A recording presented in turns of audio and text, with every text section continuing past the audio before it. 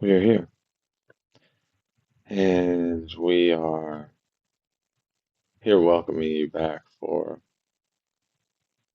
a significant chapter in this expression, this conversation, as essentially we have laid foundations, opportunities for curiosity and contemplation, and we have given perspectives, at least the very baseline of perspectives, in this understanding of the metaphysical workings of reality and of the conscious awareness expressions that are unfolding. And while there is so much more that we can absolutely express and expand upon, we are wanting to pull back in this and give another practical application expression in this as a foundational part of these experiences that you are having is to find your growth, your self empowerment, your expansion, evolution, if you will. And so, a foundational part of this is what is often referred to as your inner work. And this is a bit of a misnomer, as it is not exactly work when approached from certain perspectives. And yet, it is a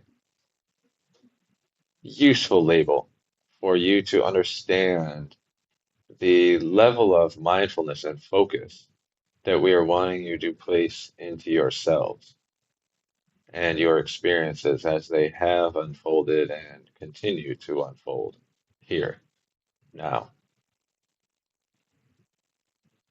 And so, as we did express in the last conversation about energy expressions being emotions, what we are wanting to speak on here is the process that you all can begin exploring and initiating with yourselves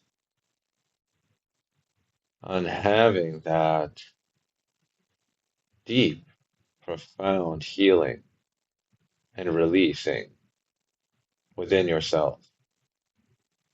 The recognition of what is being held on to, of where there is reactivity and resistance, where there is contraction, and then the process of feeling through that and then healing through that. And essentially, where healing does take place is in the mind, with the perspectives that are applied to these things. And so it does go beyond just seeing everything that has ever happened to you and that does continue to happen to you as an opportunity is simply just a baseline. And we know even this is difficult for some to comprehend and accept as you are even now considering different experiences that have happened in your lives, and you are feeling that resistance to seeing it as an opportunity for your own growth and self-empowerment. And yet, we are saying these experiences that you perceive as being in the past have already been physically experienced. And whether you recognize this or not, you have already grown from that experience. And so, not only is it an opportunity for growth, it is foundationally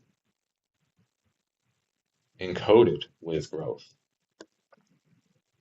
And when we are saying it is an opportunity for growth, what we are saying is recognizing it and taking the maximum amount of expansion possible from all of these experiences, the maximum amount of release from all things.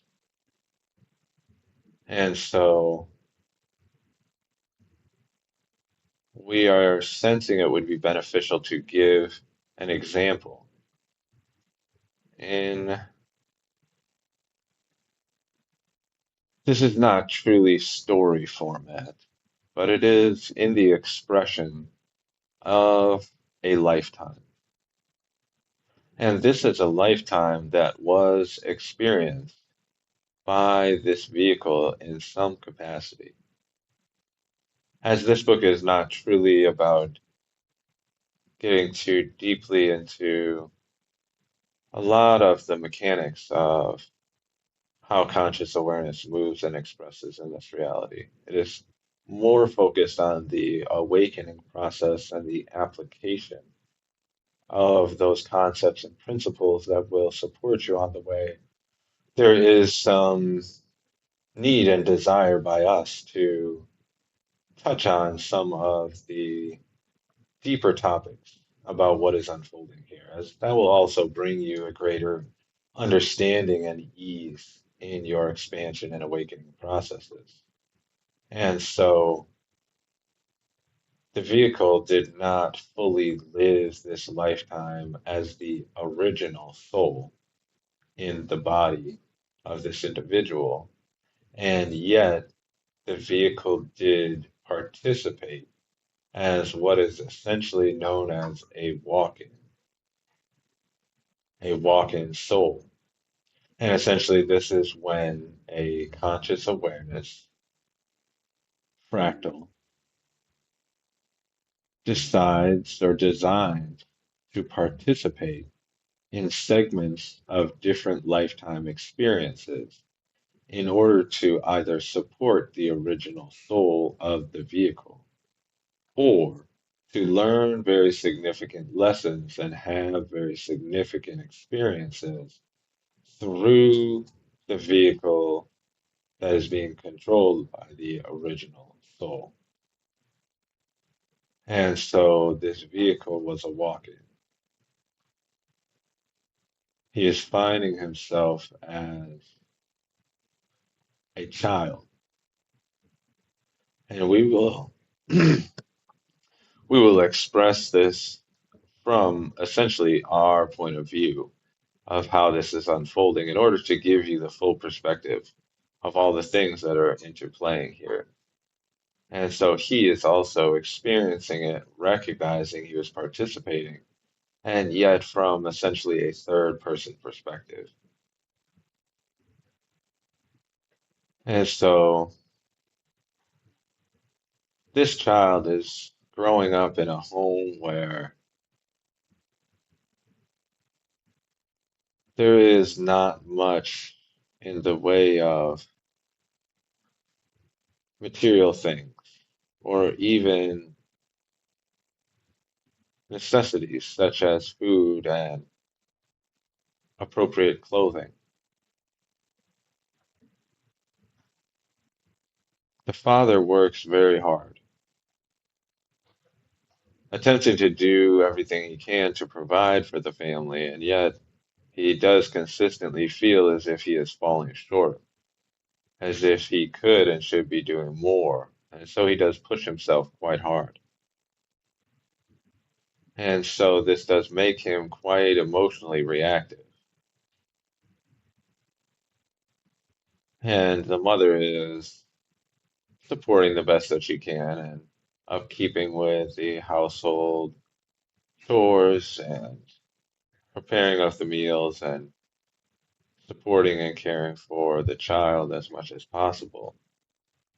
They do have a small farm in the sense that it is a rather large garden and some animals. And this does help with the support, and the boy does assist in caring for much of this. And he does like and appreciate that work. And he finds himself growing in a passion to expand upon this, to become a gardener and animal caretaker himself.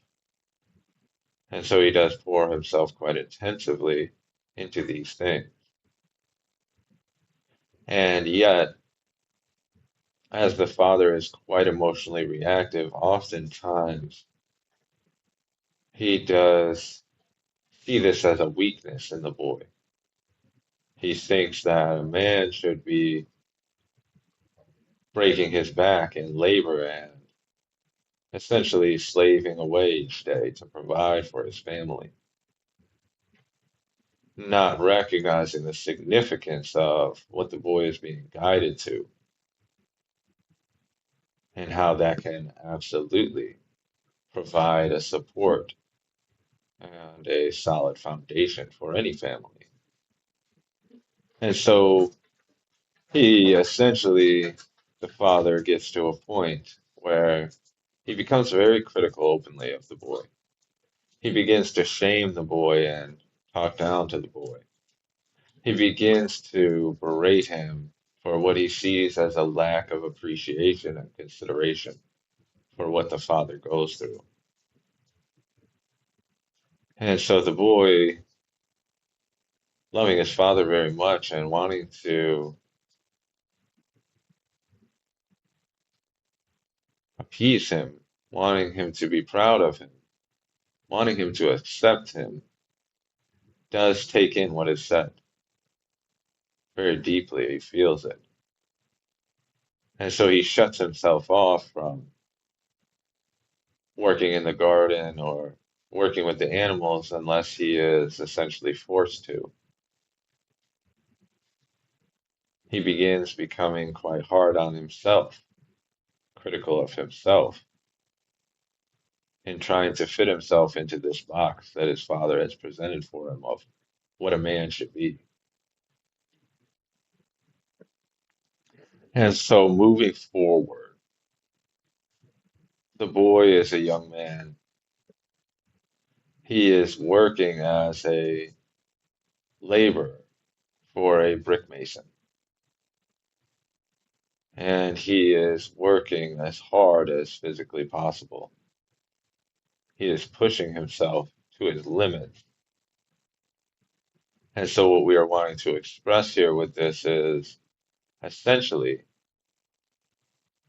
you could say that his inner work is the integration of those experiences that he had with his father, allowing them to shut himself down from his true calling and purpose in order to present himself through this framework of false identity. And while he did not recognize this as being false, the effect is the same. When you are shutting yourselves down, when you are in resistance to yourselves, when you are critical of yourselves, this does have a great impact on the mind and the body. And so the boy found himself in his expression as a young man becoming very depressed, very unsettled and unsatisfied with his life. And he did not fully recognize why. He had become essentially the man that his father had wanted him to be. He was hardworking. And while he was at his core caring and compassionate and loving, he had become quite outwardly cold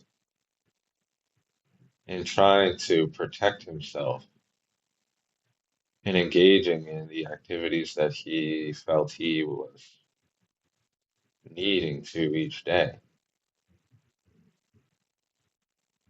And so there came a moment of recognition as he did meet someone in one of his outings to a local tavern. He met another young man, and they began talking, and the man was so different from anything that the vehicle had ever seen or experienced before. He seemed so free and carefree. He seemed so intelligent and insightful. He seemed to have very different ideas about the world and people and how they should be showing up in their lives. And so this is when the boy did take that opportunity, as this brought so much up in him that he did not fully understand. And so he was guided by us essentially to take some time for self-reflection. And in doing so, in sitting in that silence with the intention of understanding and awareness, though it was not that refined for him, that was essentially the idea behind his self-reflections. And so he was given the perspectives he was needing in order to begin releasing himself from this box he had placed himself in because of his father.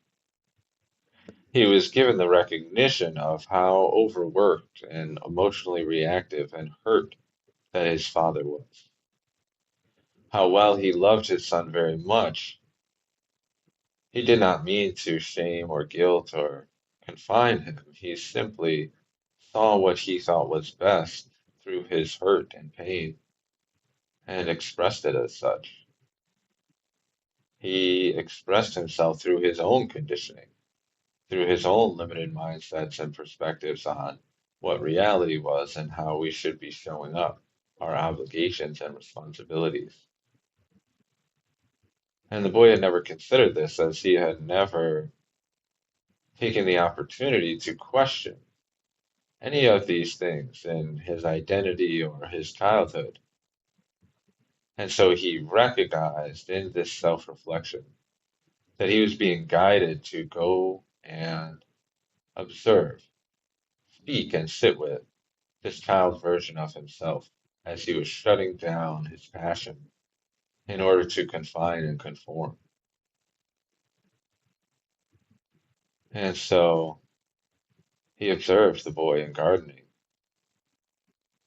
and taking care of the animals, and he recognized such a fire and a beauty in his younger self that this lit a passion within him.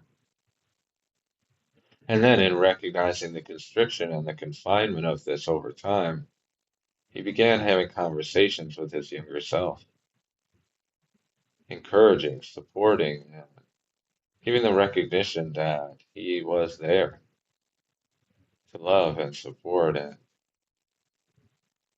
sit with this younger version of himself. And he began recognizing it was almost as if there was an untangling from those interactions with the father and the expressions that he placed on the boy, as he was seeing it now through a new lens, not only the lens of age, but the lens of understanding. And through the lens of understanding, he recognized that what he saw as something that hurt him very much, and yet also built him into a man, was nothing more than a hurt person trying to express their love and care and concern. And so, in seeing this, he recognized he did not have to be compliant to this anymore. He recognized that he could choose how he wanted to show up in his life and how he wanted to express himself, how he wanted to be. And so he did. He began to pace himself more at his work. He became very focused and was saving money. And before too long, he was given many opportunities to move on from this work. He was given the opportunity to go and work on a farm with another young man. And so he took this opportunity and found himself flourishing,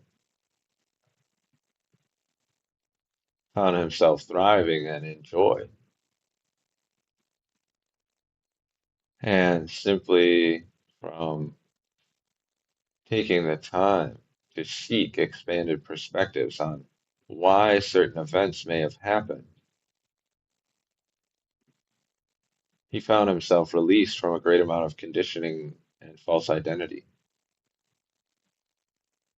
And he found himself being deeply guided to continuing to understand this experience and others in a deeper way. And so he came to recognize that, yes, his father was showing up as a very hurt person, just trying to do the best that he could. And yet, truly, the lesson to be learned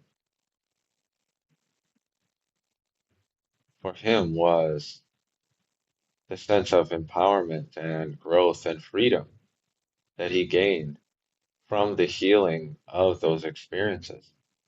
From recognizing things from a different perspective, he was then able to go deeper and deeper, take on more perspectives of why this would happen to someone.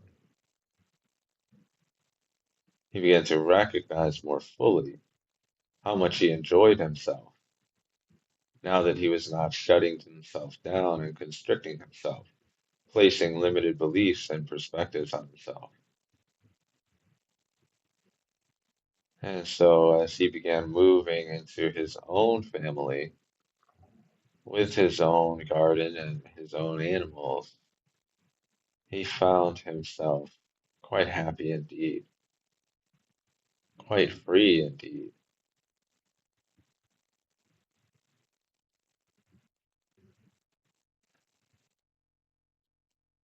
And so, as always, we are giving you the encouragement to take some time, truly deeply considering what you have read and experienced here today. And so, as you are nurturing and loving yourself through this, to give yourself a greater perspective, a deeper understanding, as you are applying these things to your own life and considering how they may fit or how you may find your own healing, trust that you are deeply guided. Trust that a very important part of this experience of healing and self realization is giving yourself the opportunity to be, to sit in silence with yourself, and also to sit in silence with yourself, having the intention of understanding and knowing what you seek. As you have heard it said, seek and you shall receive. And yet, are you allowing yourself to be an open channel to receive that which is being given? Are you allowing yourself to truly expand by recognizing those areas where you are continuously contracting? And so, this is a great consideration, a great meditation and contemplation opportunity for you all. And so, with so much love, we say, that is all.